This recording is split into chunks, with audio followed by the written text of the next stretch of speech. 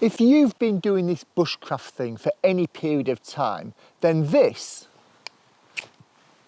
probably doesn't hold the same magic and wonder and amazement for you as it used to. But do you remember when it did? That's right, folks, it's Thursday and I've been thinking again, so it's time for another Thursday's Thoughts video.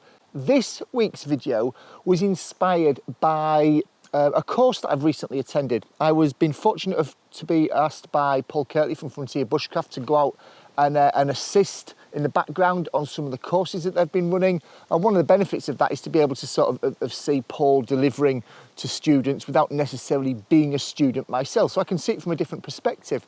And on one of the one-day courses that I've helped out with recently, Paul, towards sort of midday, showed people very briefly a fire rod in action prior to going through it in more detail and allowing them to practice for themselves. And he did that kind of initial shower of sparks that most people do when they show a ferro rod for the first time.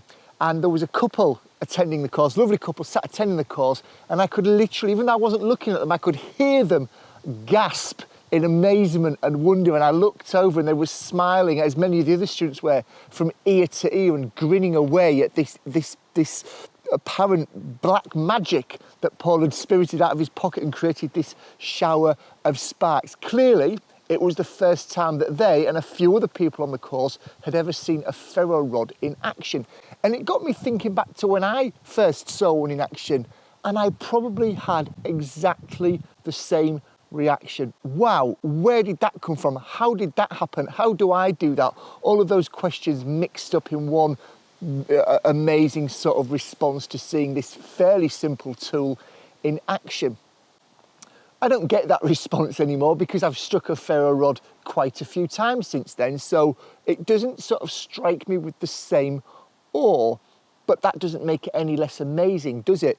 And it got me thinking, what is there perhaps that we see or that we do in our bushcraft activities that we've seen or done many times, but actually it does still hold that wonder and that amazement and that magical moment, just like when that couple saw the ferro rod for the first time. And I've been thinking about this, and for me, it isn't necessarily the ferro rod or the hand drill or the bow drill or anything. It is fire related, but it isn't any of those things. For me, the thing that still makes me grin from ear to ear when I do it or anybody else does it is once that ember has been caught or created, and it's when people are blowing it into a flame using a bird's nest tinder bundle of whatever sort of material that they've got. It's that transition from the ember to the smoke, to the crackling, to the flame. It's that kind of never ceases to kind of be a magical moment for me. It makes me kind of think about how our ancestors millennia ago must have felt when they were first able to take something hot and small into flame. So for me, that bushcraft magical moment that I've seen and done many times, but still hold that, if you'll pardon the expression, that special spark for me, is that blowing an ember into flame and then that flame being created. That's mine. What about yours though? What thing that you've seen or done countless times still holds a little special magical moment for you?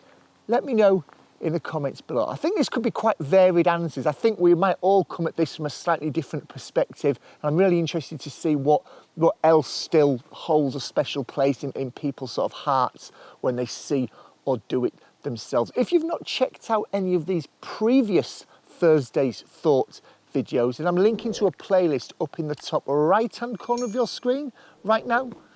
Should be up in that corner there, I hope.